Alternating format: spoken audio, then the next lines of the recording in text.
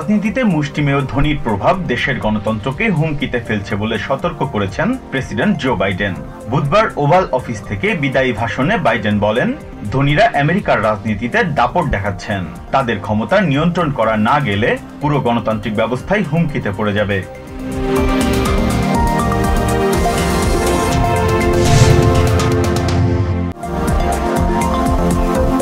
President elect Donald ট্রাম্পের ইচ্ছাতেই ইসরায়েলের প্রধানমন্ত্রী বেঞ্জামিন নেতানিয়াহু গাজায় যুদ্ধবিরতি চুক্তিতে রাজি হয়েছেন বলে মনে করছেন অনুসন্ধানী সাংবাদিক অ্যান্থনি লোয়েনস্টিন। তিনি বলছেন, ডোনাল্ড ট্রাম্প দখলকৃত ওয়েস্ট ব্যাংকে ইসরায়েলের আরও বসতি স্থাপন এবং বাইডেন প্রশাসনের নিষেধাজ্ঞা প্রত্যাহারের প্রতিশ্রুতি দেয় নেতানিয়াহু যুদ্ধবিরতিতে রাজি হয়েছেন। লস অ্যাঞ্জেলেসে দাবানলে বিধ্বস্ত কিছু এলাকার ধ্বংসস্তূপে ফিরে যাচ্ছেন ক্ষতিগ্রস্ত বাসিন্দারা। ছাই হয়ে যাওয়া বাড়ির সামনে দাঁড়িয়ে বিলাপ করছেন আগুনে সব হারানো মানুষেরা। অস্থায়ীভাবে বসবাসে ভাড়া বাড়ি পাওয়া যাচ্ছে না। ধ্বংসাবশেষ পরিষ্কারে নির্বাহী আদেশ দিয়েছেন ক্যালিফোর্নিয়ার গভর্নর গ্যাভিন নিউসাম।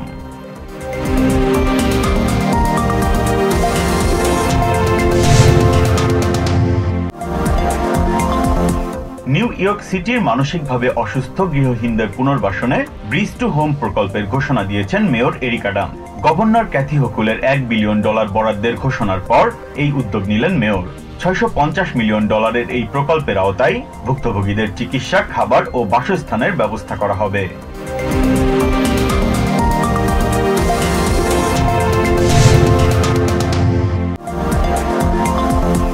প্রধান উপদেষ্টা ডক্টর মোহাম্মদ ইউনুস বলেছেন, জুলাই ঘোষণাপত্র সর্বসম্মতভাবে তৈরি হলে তা শুধুমাত্র দেশের জন্যই ভালো নয়, বাংলাদেশের একতা পুরো বিশ্বকে দেখানোর সুযোগ হবে। ঐক্যবদ্ধভাবে দিতে না পারলে ঘোষণাপত্রের দরকার নেই।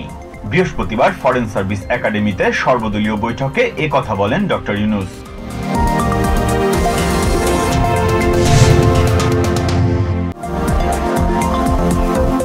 দীর্ঘ 17 বছর কারাভোগের পর কেরানীগঞ্জে ঢাকা কেন্দ্রীয় কারাগার থেকে মুক্তি পেয়েছেন সাবেক স্বরাষ্ট্র প্রতিমন্ত্রী বিএনপি নেতা লুৎফুজ্জামান বাবর।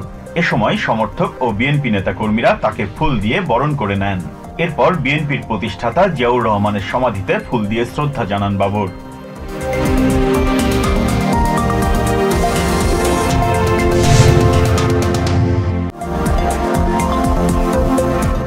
আওয়ামী সরকারের আমলে বিদেশে পাচার করা 26 ট্রিলিয়ন টাকা বাংলাদেশে ফিরিয়ে এনে জনকল্যাণে কাজে লাগানোর পরামর্শ দিয়েছেন বাংলাদেশ জামায়াতে ইসলামীর আমির ডাক্তার শফিকুর রহমান।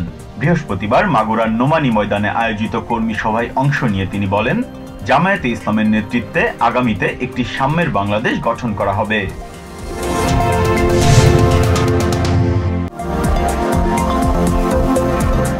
খাদ্যপণ্যে বাড়তি ভ্যাট প্রত্যাহার করতে 7 দিনের আলটিমেটাম দিয়েছে অ্যাগ্রো প্রসেসর্স অ্যাসোসিয়েশন বাপা।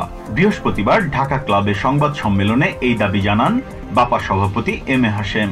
অন্যদিকে বাংলাদেশের রেস্টুরেন্ট শিল্পে ভ্যাটের হার 5% নামিয়ে আনার সিদ্ধান্ত নিয়েছে জাতীয় রাজস্ব বোর্ড।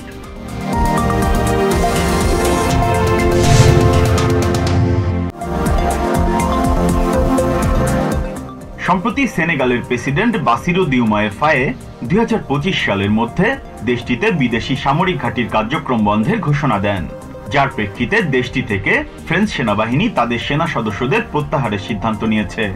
এতে বিপাকে পড়েছেন ফ্রেঞ্চ সেনাবাহিনীর হয়ে কাজ করা সেনেগালের বেসামরিক নাগরিকরা।